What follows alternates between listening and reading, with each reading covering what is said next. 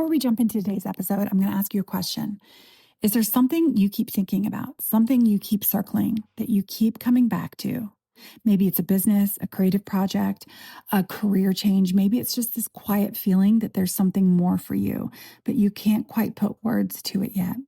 If that's you, I've created something called the Not Done Yet Spark Review. It's just 5 questions about your midlife dream or desires. And when you answer them, I'll send you a private voice note with what I noticed and what your next step might be. Sometimes we're so close to our own lives that we can't see what's keeping us stuck. And sometimes all it takes is someone listening differently to help you see your next step. If that sounds like something you'd like, you can find the Not Done Yet Spark at the link in the show notes, or you can just go to rachelaperry.com/spark. Now let's dive into today's episode.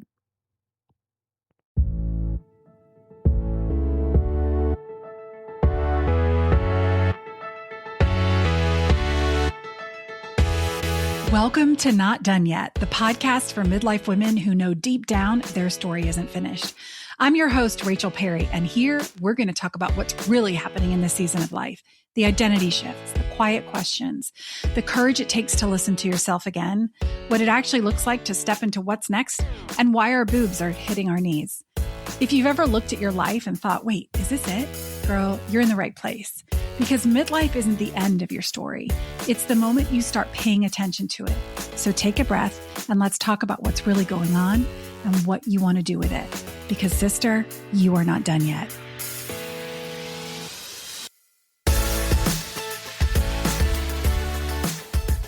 Hello, my friends. Welcome back to another episode of Not Done Yet. I recorded this episode last week and really felt like the episode that I recorded just did not feel aligned. And sometimes that happens with me. So I'm re-recording this because over the weekend, some stuff happened. Okay. Some stuff happened. And I feel like this is the conversation we need to have. So y'all, I just want to start this out by saying we're freaking amazing. We're freaking amazing. As women, we are heroes. Like we're amazing. And I don't think we recognize this enough, right?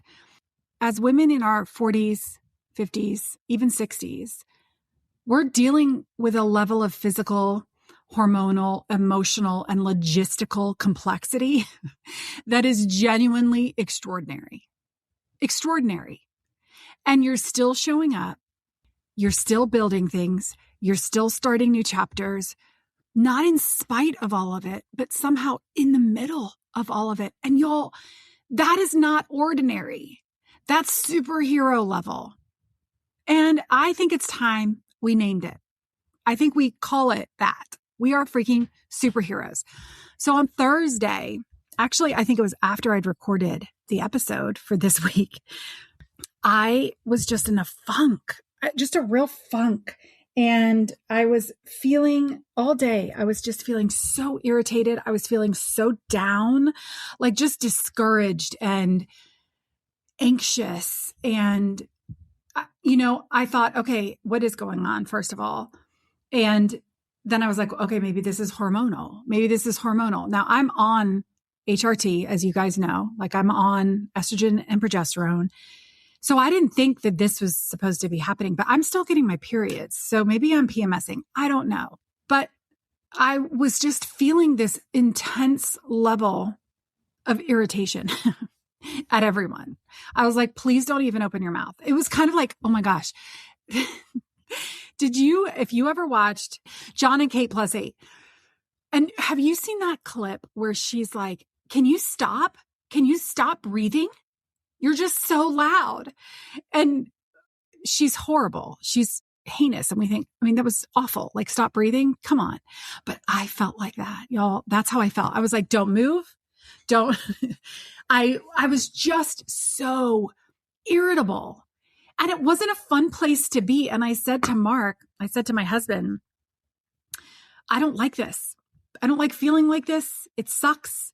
Is it hormones? Is it not hormones? Is it that I don't know? Like, what is this? Is it anxiety? We have a big trip coming up. the whole family, my extended family, my brother's coming in from England with his kids and my sister's coming up from Charlotte. And so we're all going to the river. And I'm feeling anxious just about getting stuff together, and we're all going to be together. And, with that brings a lot of emotion, so much fun. We're going to have so much fun. But obviously, you eventually get annoyed with each other. Anyway, maybe that's playing a part of it. I didn't know, but it hit me that, man, this is a lot. This is a lot that I'm feeling. I don't have a reason for it. It took me back to when I was a teenager. My mom was probably going through menopause or perimenopause, although it wasn't named that then.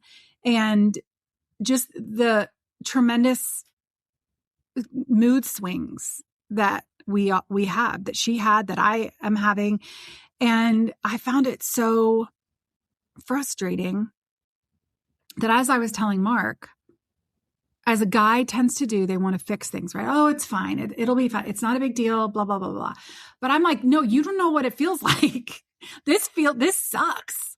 Like, this really sucks. And I don't want to be around anyone, but I know it's my fault. And Emma, at one point, she goes, Mom, you're a little bit irritable. And I was like, I know I am. I don't know why. I hate it. I don't know why. Yeah, it sucks. Sorry. So anyway, I was just in a huge funk, and I couldn't figure out why.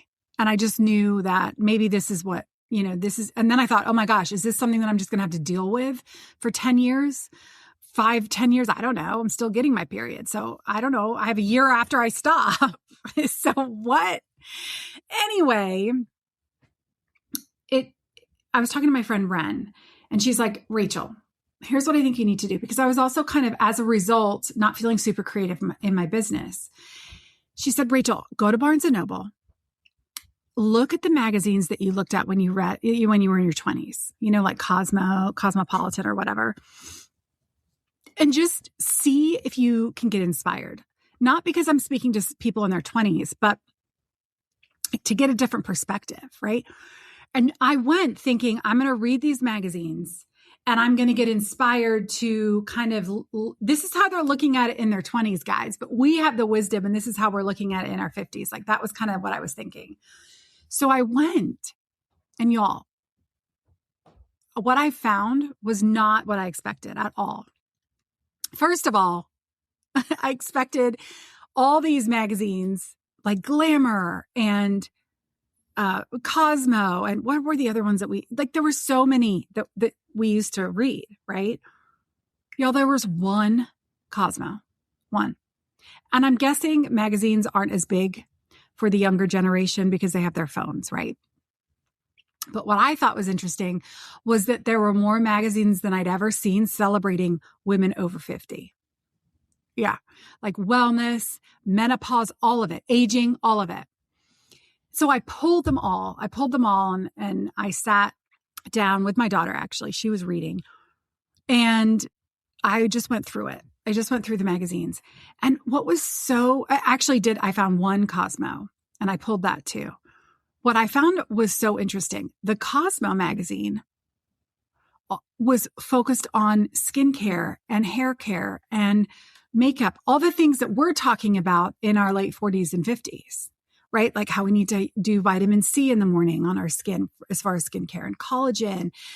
Y'all, if they'd been talking to us about that when we were in our 20s, we would be looking so good. I mean, we look so good now, but seriously, you're welcome. You're welcome, Gen Z. You're welcome, Gen Alpha. That's because of Gen X. Yep. Just saying it, putting it out there. But anyway, so I didn't really get inspired by Cosmo. I was just like, oh, well, good for them. They're going to look amazing when they're our age.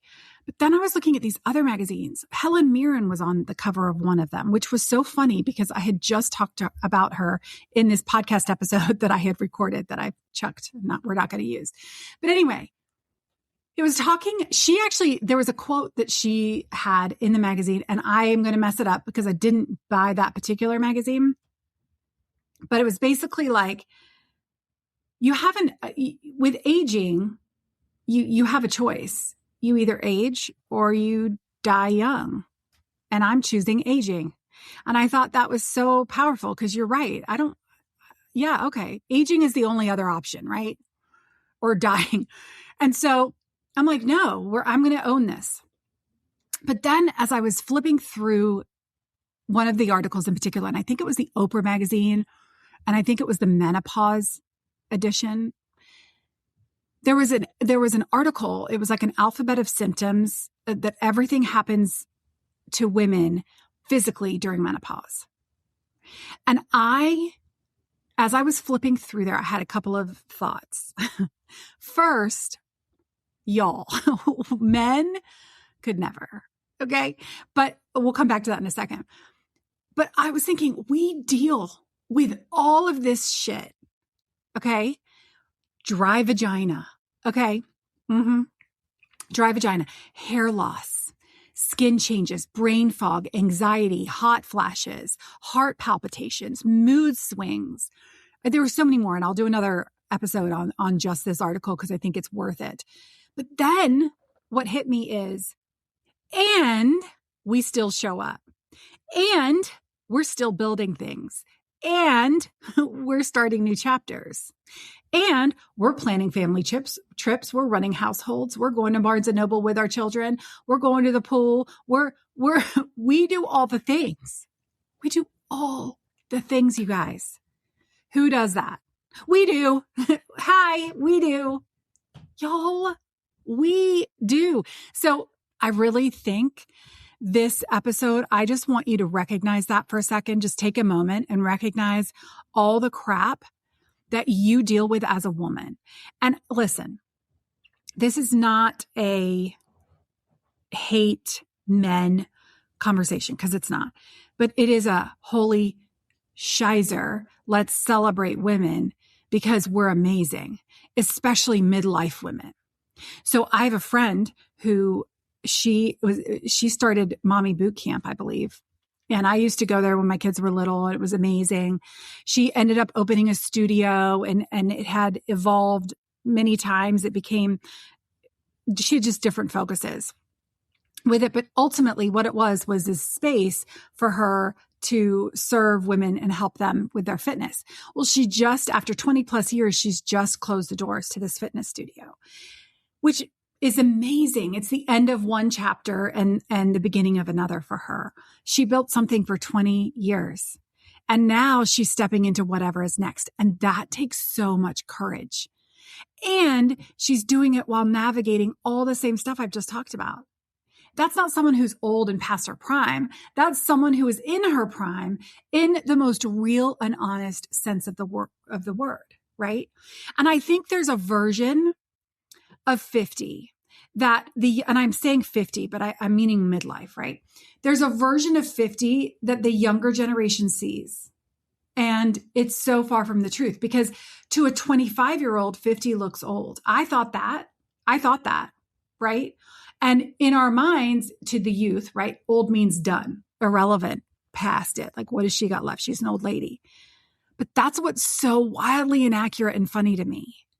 Because what 50 actually looks like from the inside is more alive, more clear, more self-aware, more willing to take up space than ever before.